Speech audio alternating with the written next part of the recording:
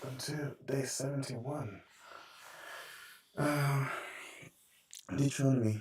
We're in Deuteronomy 3 and 4 today. Yesterday we had sort of the first couple of bits of the first couple of chapters of a recall on where Israel's come from. And chapter 3 sort of carries that on. Um, Moses talks about uh, some of the victories that they've had. Um, Victory over King Og, um, King Sihon. We were collected yesterday, um, and then goes on to talk. King Og is especially important because in Deuteronomy 11 he's identified as one of the Rephaites, one of the giants, um, and describe his bed. So I was reading a commentary and it suggested this could also be his sarcophagus, like his coffin, as it were, was 13 feet long and 6 feet wide, which is about actually 14 feet in today's measurements.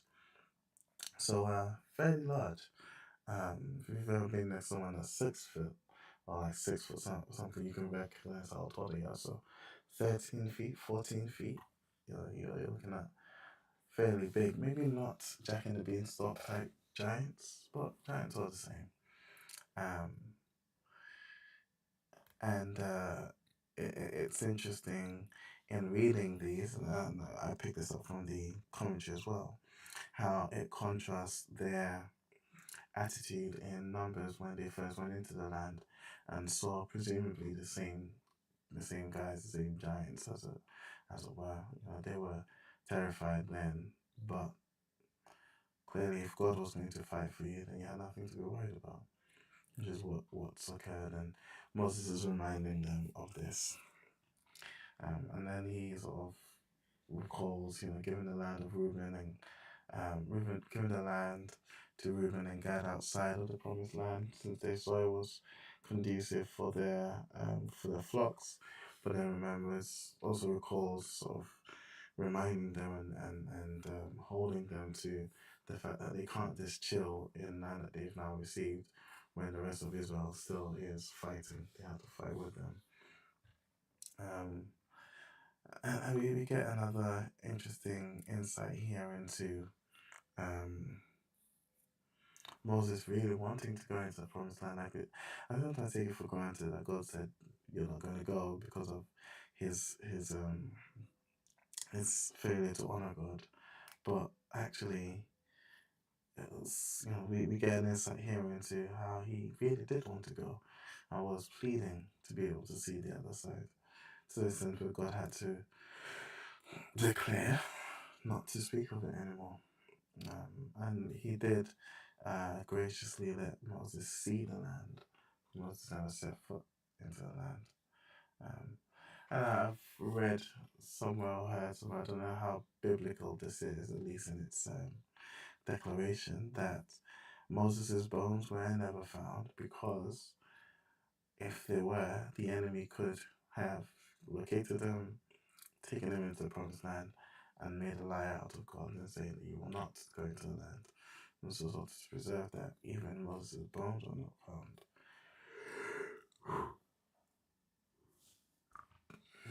And then we go into Deuteronomy 4, and Moses is urging them. He's going to start into like a bit of a first sermon, recalling the law, breaking it down, but he is urging them to obey,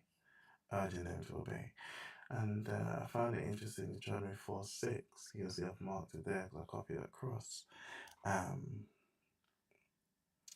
Obey these laws, and you will display your wisdom and intelligence. Like, it's not at first glance what you associate with like a law-abiding citizen.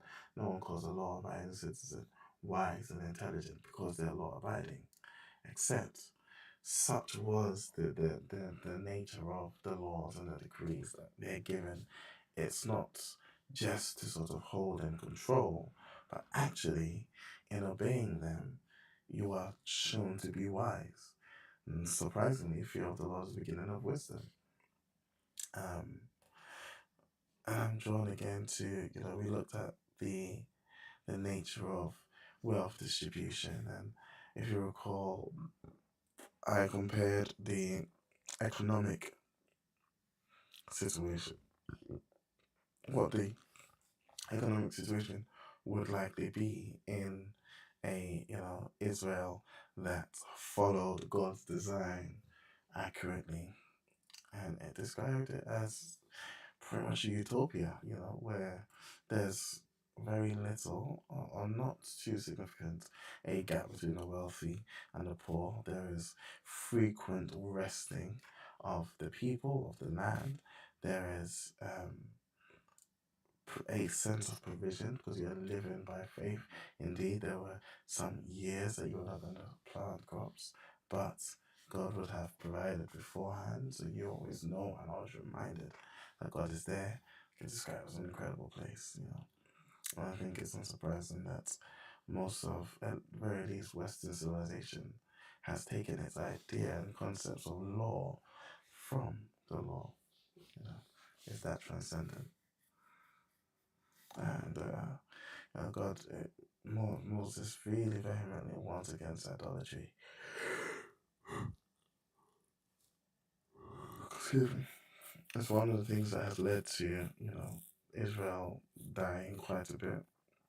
And it's also one of the things that we are prone to. And, he points out that they heard a voice, when they heard God speak to him. They didn't see a form and to never create a form for worship. And then he establishes these three cities of refuge that are outside of the promised land, Reuben and Gad, and he's about to start really breaking down the laws. So that's where we end for today. That's what these was read, and tomorrow's reading will unsurprisingly be Deuteronomy 5 and 7, 5 to 7.